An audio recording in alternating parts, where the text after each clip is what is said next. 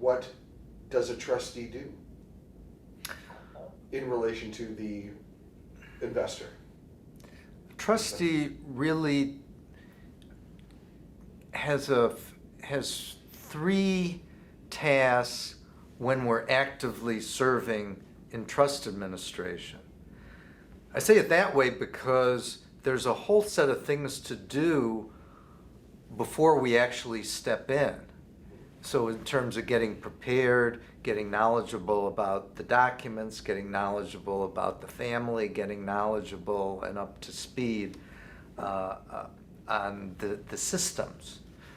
Because too often the trustee steps in at the worst possible time. He steps in, when he's meeting the family at the funeral home or at the hospital.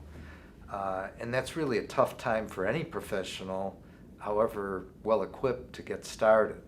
So I want to note that big opportunity to get up to speed. Once on the job, there are really three things that we do. One is we manage the assets, which could be investments, could be art, could be businesses, could be insurance policies, whatever the asset that is in the trust. The second thing we do is deal with the distributions.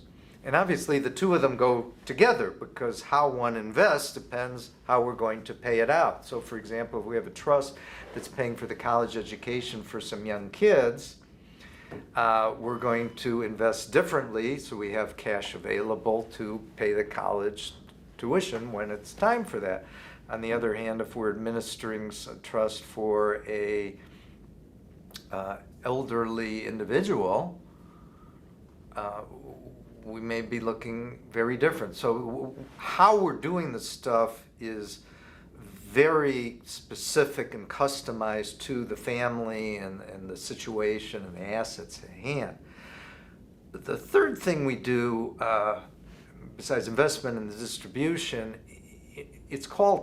can be called custody, but it's really kind of the coordination between the two, because think about it, if you have some kind of situation, I don't care how big or how small, with investments and distributions to service an individual or a bunch of individuals, there has to be some coordination. So it's back to that collaboration idea between certainly the family, keeping them advised and having conversations with them, but also the investment advisor, manager, the accountant, the attorney, and there can be a whole set of teams. If we have health issues, there could be care managers and benefits coordinators, and the trustee is often in the position of having to coordinate and make sure that's working together efficiently for the benefit of the beneficiaries as